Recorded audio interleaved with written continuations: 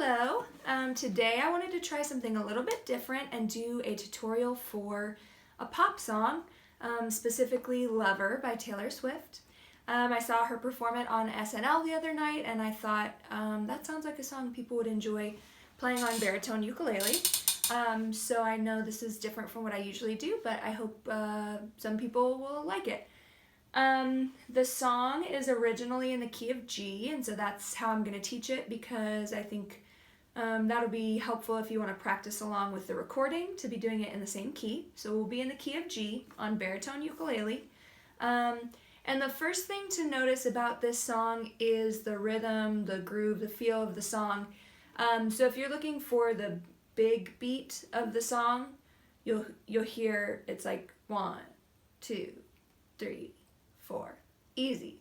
But we're subdividing that big beat into 3 parts. A lot of times pop music subdivides into 2 parts, so it's like da da da da da da da da da. You know, we hear that in pop music, but this one is subdivided into 3, so we've got a 1 and a 2 and a 3 and a 4 and a da da da da. And that, it has like a lovely dancey feel to it. I love songs that are subdivided into 3, but so that's, you'll have to decide how you want to convey that, because the song, a lot of the song is based on the arrangement. So you've got a specific bass line that gives the chord progression a certain quality. You've got the drums that are articulating that lilting subdivision. So if you're playing it by yourself, you have to choose how you want to convey that sound. And so there's a couple options. One would be to like finger pick or, you know,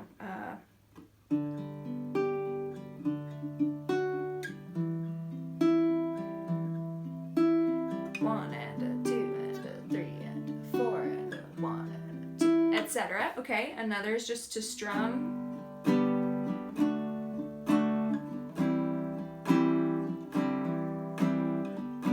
That. If you want to try, you could try like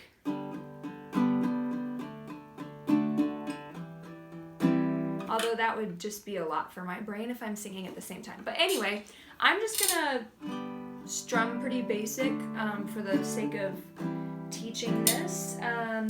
So most of the song is based on this 1, 5, 4 progression. So in the key of G, we're doing a G chord, which we do by putting our ring finger on the 3rd fret of the E string. Very simple. Then we're going to play a D chord. So for the D chord, you have your pointer on the 2nd fret of the G string, ring finger on the 3rd fret of the B string, and middle finger on the 2nd fret of the E string. So it's open, 2, 3, 2. Open, 2nd, 3rd, 2nd. Okay, so that's the D chord. And then we're going to the C chord, which is middle finger on the 2nd fret of our D string down here, and pointer finger on the 1st fret of the B string, and the other 2 are open. So it's 2nd, open, 1st, open, 2nd, open, 1st, open. So it's G for 2 beats, D for 2 beats, C for 4, G, okay, so it does that all through the verse and then through a lot of the chorus too, until we get to this walk down part on the chorus. So that's it just does kind of the same chords but a little faster. So that goes G, D, C, D, C. So we've been going G, D, C, D. And our new pattern is G, D, C, D, C, 2, 3, 4. Then we're back to the normal one. If you want to, it has this very specific sound of the bass walking down. Do, do, do, do, do. So if you want to emulate that, you can try this inversion of the G chord, where you're barring across the 3rd fret with your pointer. Ring finger is on the 5th fret of the D string. Middle finger is on the 4th fret of the G string, so it's 5th, 4th, 3rd, 3rd. like that, or all the way across. Okay, so that's our G chord, and this is an alternate. Then your D chord is pointer barring across the 2nd fret. Ring finger is on the 4th fret of the D string. Middle finger is on the 3rd fret of the B string. So it's 4th, 2nd, 3rd, 2nd. That's a D chord. And then C we already learned. So you would be going G, D, C, D. That we already learned. C. So that's just another option. You can go. That's probably the simplest way, or you can go. All right, so that's got us through like all of the song until the bridge. And I really like the bridge because this mimics harmonic motion that we would see in some jazz standards. We've got a little bit of circle of fifths action, as well as just borrowed chords that aren't in the key already, so that always makes for more interesting music, in my opinion. So the bridge, we're starting on a G chord, which we already learned, and then we're going to go to a B minor chord, and there's not really a way to play this one with open strings, so we have to, it's not really barring, you're just using all 4 fingers, so ring finger on the 4th fret of the D string, pinky on the 4th fret of the G string, middle on the 3rd fret of the B string, and pointer on the 2nd fret of the E string. So 4th, 4th, 3rd, 2nd. 4th, 4th, 3rd, 2nd. That's our B minor chord. And then we're going to an E minor chord, which is very easy. It's just pointer on the 2nd fret. Yeah, really any finger, but right now I'm using pointer finger on the 2nd fret of the D string. Everything else is open. So we're going from G to B minor to E minor. And then this is a really tasty one. We're going to an F chord, which in the key of G is the flat 7 chord, and it's just a nice fun flavor. So we're doing this and this does require barring to play just an F major triad, but there's a little cheat if you want. So ring finger on the 3rd fret of the D string, middle on the 2nd fret of the G string, and then pointer barring across the 1st fret of the B and E strings. So it's 3rd, 2nd, 1st, 1st. 3rd, 2nd, 1st, 1st. If you don't want to or can't bar here on these 2 strings, we can play an F major 7 chord, which is even tastier. And all we're going to do is leave our E string open. So it's 3rd, 2nd, 1st, open.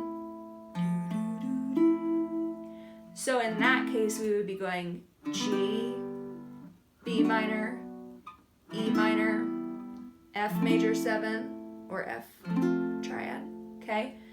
From there we go to our C chord. We've already learned that one.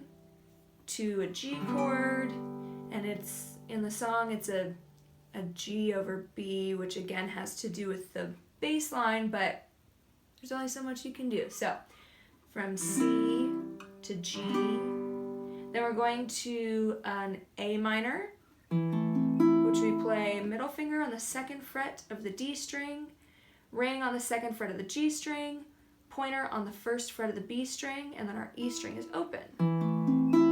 That's an A minor chord. 2nd, 2nd, 1st, open. And then we're going to a D chord, which we already learned you can play by doing this. Open, 2nd, 3rd, 2nd. But since we're here on this A minor, a variation you can do is a D dominant 7. And the reason that you might consider this is because your pointer stays in the same place, so you kind of just pivot around your pointer. So pointer stays, and then middle is on the 2nd fret of the G string, and ring is on the 2nd fret of the E string. So it's open, 2nd, 1st, 2nd. So you would go A minor to D7, or you can just do a plain D triad if you want. So far, our bridge is G, B minor, E minor, F, C, G, A minor, D, G, B minor, E minor, F major 7 if you want, C, G, A minor, D7 if you want. Those are the alternates. Okay, so it does that pattern twice, like I just did. And then the last 8 bars of the bridge goes G, F. We already learned this one, and you can do that variation where we leave the E string open. That's an F major 7 to C. Now we're going A minor, which you'll notice going from C to A minor, the only change is that we're adding our ring finger on the 2nd fret of the G string. So that's a C, that's an A minor, and then A minor to D or D7. I'm going to do D7. So the bridge all together, we've got G, B minor, E minor, F, C, G, A minor, D, or D7. Then we're just going to repeat that pattern again. C, G, D minor, G, F, C, A minor to D or D7. And then we're back to our G, D, C.